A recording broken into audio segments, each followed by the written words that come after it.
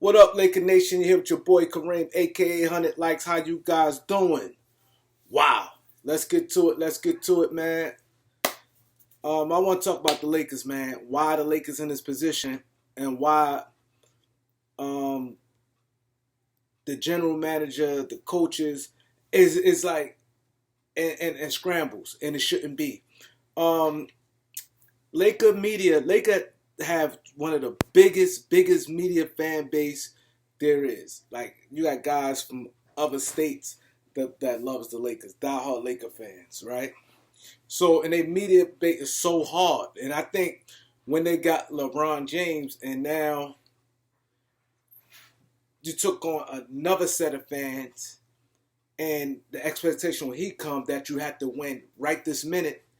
I think that caused not just LeBron James, even the Laker fans in general. Once the Lakers be in title contention, I think it caused a lot of problems where a player mistakes is slim to none. And me, who played ball before, nobody perfect. You're gonna have good games. You're gonna have bad games. It happens. And I tell you guys this: you got 82 games. Out of 82 games, you're going to have a stretch where you playing good. I mean, a player, individual player. Then you're going to have a stretch where you may struggle. Then a stretch you may play good. Then a stretch you may struggle.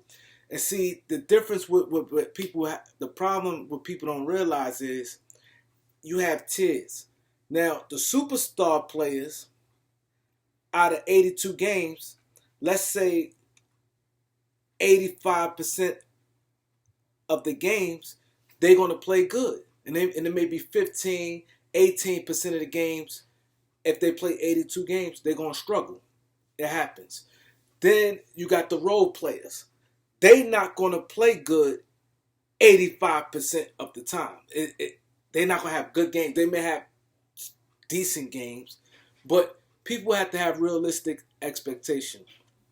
And I think by every time I seen the noise, people's going crazy at the 6 or 7 games with the Lakers. 6 or 7 games, they call for heads, saying the roster was crazy. People have been calling this from 6 or 7 games, and I think that was way too early. Even though it look like people go back and say, "Oh, I was right what I was saying about this team." It's not that, but I'm just saying as a fan base, you have to let sometimes. You have to look at every situation. Okay, the Lakers only returned three players. Bron, AD, and THT. Everyone else is new. They coming into a new system. You know what I mean? Things take time, but people do not want to wait for that time, and it be constant bashing. And mind you, by the Lakers have big media base, they're gonna be on all talk shows and things like that, and it's bad. It's bad, and another thing about the Laker fan base and the media, they do not value the Laker players. They just don't. They don't value the Laker players. Because all season you hear, oh, this person is that. So now when it comes time to trade, you trading a boatload because in your mind you like, oh yeah, get rid of him. Yeah, oh, no problem. Get rid of this guy. Give him that too. Give 3 for 1. It doesn't matter. Now, I understand the rush trade. You had to put multiple players in because of the salary. But look at that trade. Look at that trade. Yeah, Westbrook, a guy that's in his 30s, and he's the same problems he run into now. He ran to Washington last year. He played a little bit better, but it wasn't as much noise because he's in Washington, not LA. But that's where the scouts have to look and see in depth what he did for that team. You know, Washington happened to play good down the stretch last year, and that's they end up getting the playoffs. But he always struggled with his jump shot. He always made bad decisions. So a lot of this stuff wasn't new. But he had that name. He's Westbrook. Now, on the end with the Laker fans were telling everybody, Kuzma's trash. KCP trash. Oh, trash don't play no defense. Oh, who cares about the 22nd pick? Because we not gonna use him anyway. That's the thinking, and that's what being said with the Lakers media and the Laker fan base. Oh, who cares about 22nd pick? Let's get rid of it. Now, rewind. Now, let's go. Kuzma was better than what people project him to be. Look what type of game he has having now. And they playing the same 500 basketball the Lakers playing, and Bradley Beal missed tons of games. Spencer Dinwiddie missed some games. Trez missed games. So, and then they be in a lot of games. They mishaps at the last minutes of the game. They could have had a much better record than they have right now, right? KCP, nobody appreciate KCP. All you hear KCP a bum, this, that, and a third. And what I don't like, they criticize KCP every step of the way. But they praise Alex Caruso every step of the way. KCP is better scorer than Alex Caruso. He played D. He knocked down key shots. But he get demolished. And the games, even when Caruso did have like games that was bad, you hit nothing. The same thing going on this year. You have THT. He get killed. Oh, he trashed it down the third. Get rid of him. But they idolize Austin Reeves, a guy that's nowhere near better than THT. But Austin Reeves, like a lot of games, he don't really do much. You don't hear nothing when he don't do nothing. Just, okay, it's nothing. But when he do a little more than he normally do, he get praises. Oh my God, he should be in the starting lineup. He this, he that. Oh, he the future of the Lakers. He this and that. I feel that's not fair. And I imagine how, these guys deep down, they'll never say it. But I know for a fact these guys feel a way about that. You know what I mean? How I know KCP probably like, man, like he get destroyed in Laker media. Caruso got praised. KCP play hard. He play hard. And like Austin Reeves getting praised and THT getting destroyed in Laker media. It's not right. It's not right. I don't want to hear, oh, you have to understand, Kareem, Austin Reeves and Alex Caruso, they undrafted guys. They got out the mud. They worked their way. It doesn't matter. The game is the game. And it's not fair. Them guys get destroyed. You know what I mean? Now let's go back to the trade again. So now KCP, like I said, was not as bad Lakers fan made him out to be. Trez, oh my God, he don't play defense stand at third. Trez destroying it in Washington. Oh, who cares about 22nd pick? All right, who cares? Denver drafted Bones Highland. The Lakers could have got Bones Highland. Bones Highland is super nice. He's going to be a real good player. He played immediately. And now let me tell you the difference between guys, rookies from back in the days and rookies now. Back in the days, a guy like Bones Highland probably rode the bench for 2 to 3 years. Because they just said, oh, he's not physically strong. He not this, he not that yet. He's not ready. The way the game's played now, a guy can come in at 19 years old and produce in the NBA. It's not physical. It's not physical at all. You lift you some weights and just work your way in, you'll be all right. Now look at this. Now you got Bones Highland, who's going to be a special player. We all seen that. And I'm not just going by that game with the Lakers, that he destroyed the Lakers. You can just watch his game. I would tell people, look at the game. Forget the numbers. Trez is good. Kuzma is good. And KCP good. Now look at this. Kuzma, 26. Trez, 27. KCP, 27. Bones is what? 20? 21? So you gave all that up for Westbrook. And you got shitty-ass second-round picks in return. Reason why? Because you don't value your own players. You don't value your own players. Now, everyone said THT, oh, he trash, he this, that, and third. He's not trash. THT far from trash. He's super talented. But if he getting bashed by the media and the organization ain't thinking much of him, and they lose confidence like this for him and he have a bad game, what other teams going to think? Other teams are going to drive the prices up, and that's the thing with this media. And then what now? Even with the ownership and management, right? The Lakers win a championship in a bubble, right? Now they like, oh, Rondo, he playoff Rondo, he was good, but it was a skid.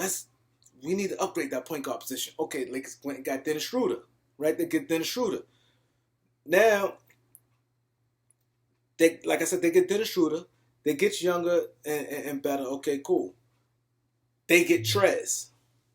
Get another young guy who just won Six Man of the Year. Now they get 6 Man of the Year and the 6 Man of the Year runner up. So we get two guys who's 6 Man of the Year and 6 Man of the Year runner up, and Trez and Schroeder, right? Boom. Now with the Lakers, now Rob Pelinka feeling himself that he getting all the presses and things like that. And the mistake he made, and I told y'all guys that from the gate, where he traded JaVale McGee for Marc Gasol. He tried to get cute. Now he want to get the names. Like, oh, I get Marc Gasol. You lost to Dwight Howard. The Lakers were strong when they had all that shot blocking with Howard, McGee, and Anthony Davis. Now you losing. You see what I'm saying? Now you lost Howard. And you lose McGee, you losing too much. So instead of you lose too much, you say, hey, I'm gonna get the front page. I'm gonna get Gasol. Rob Pelinka, that's the mistake he made. He felt himself, and JaVale McGee was much better than what he thought, and they didn't appreciate JaVale McGee. All they looked at that he didn't really play that much in the playoffs, but you have to evaluate your players better. Then there's like, okay, the Lakers, what they did, they got younger, right? This year, they got older. And then the narrative is, oh, when the Lakers lost to Phoenix last year, oh, they need shooting. They ain't have enough shooting. The Lakers ain't have enough shooting. The Lakers need shooting. They had shooters. It's just that them guys didn't shoot well. KCP is considered a shooter. If he goes on the open market and he goes to a team, first of all, that team acquired a shooter. They had Ben McLemore, is a shooter. Wesley Matthews, a shooter. That's what I'm saying. How's not enough? Like, they had guys who could knock down 3-point shots. Everybody in their team pretty much can shoot a three. It's not like even Markieff Morris, Marc Gasol. They had guys who can do that.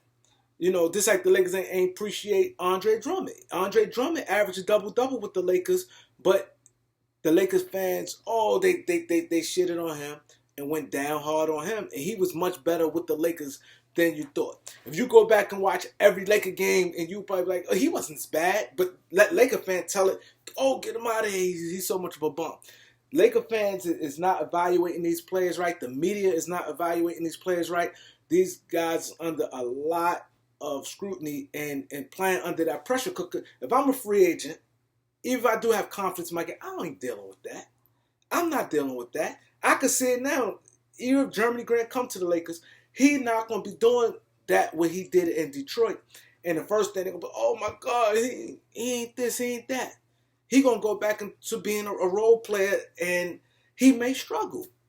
These guys, the Lakers always had guys who could knock down shots. But now all of a sudden, now they're not. Like Avery Brad, these guys on other teams, they shot better. It seems like when they come to Lakers this year, Lakers got Wayne Ellington. You know what I mean? Malik Monk. These guys could shoot, but just that with the Lakers, they struggling for some whatever the reason may be. But the point I'm making is Laker media had to do a better job. Because with the media kicks out there, to fans who don't know the game, let that feed. And then now you got the social media. Social media, with the fans, now they got a voice. Now that's like two medias in one. So that makes it bad. That's why I'm under the thing where, as far as with Russ, they just have to figure out the play to his strength, and maybe he definitely don't need to play the minutes he's playing, but try to figure it out. But try to make a trade for him for John Wall and try to give Houston a first round pick, or if the Lakers try to trade THT for Eric Gordon will be stupid. Eric Gordon, injury prone. He has a big contract. You just don't make those moves like that. You know what I mean? For Eric Gordon. Hey, I'm not that big on Eric Gordon. He's all right. He's solid, but I'm not trading no THT for him. And you have to look at it like this. If we didn't give THT up for Lowry, who was just need and tough and things like that last year, don't turn around and give him up for a guy like an injury-prone guy like Eric Gordon. Come on, you have to give up two. To get Eric Gordon, you're going to have to throw in Kendrick Nunn. So Kendrick Nunn and THT for Eric Gordon, no way. Kendrick Nunn is good. He just happened to ain't play yet. And you don't make moves like that. Those moves you just don't do. And you don't do no THT for Robert Covington. Robert Covington shot. He shot.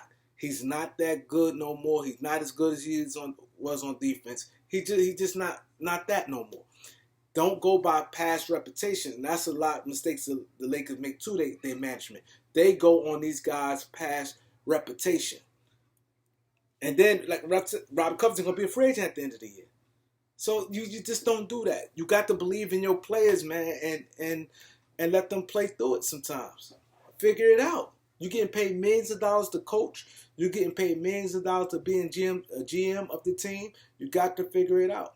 When Rob Pelinka had this team, everybody was, oh, it's great. Now they turn and call him stupid. Like, you can't have it both ways. You can't.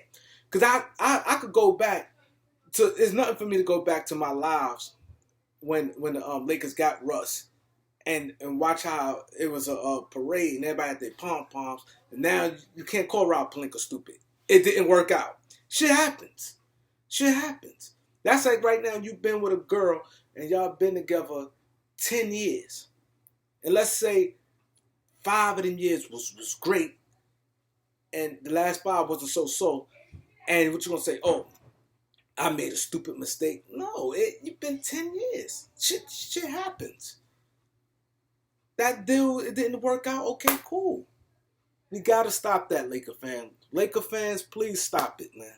We gotta support our players and stop with this praising some players because you feel he's like an underdog, or you feel, oh my God, because he didn't get drafted. I ain't hear not one time. Austin Reeves, a lot of games he didn't do nothing. The last game he just played, he didn't even do shit. I don't hear no criticism of him. None.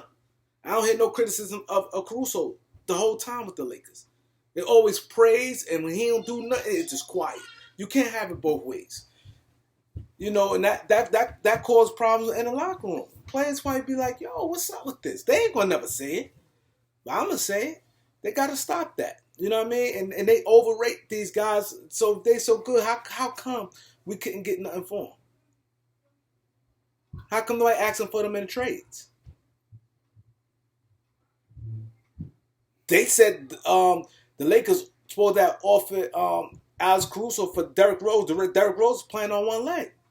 Detroit said no. So if Alex Caruso was all listening, why Detroit didn't take Alex Caruso for Derrick Rose? And Derrick Rose was struggling. Not struggling, no, he's playing good. But he ended out the lineup. Detroit had no use for him. They wanted to get rid of him. That's what I'm saying. Like, stop it. Alex Caruso's solid. They is what they is. Don't overrate them.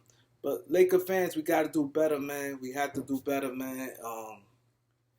I need you guys to like, subscribe. If you haven't subscribed, you got to subscribe because it's going to heat up trade season. I'll be breaking a lot of news. Go to the Beat 139, the podcast here. We did a lot of great interviews, man. A lot of great interviews. You go back, we interviewed everybody. Entrepreneurs, rappers, singers, actors who've been in movies, big YouTubers. We interviewed comedians, everybody. Just go back and check the Beat 139 and subscribe to that channel also. Peace.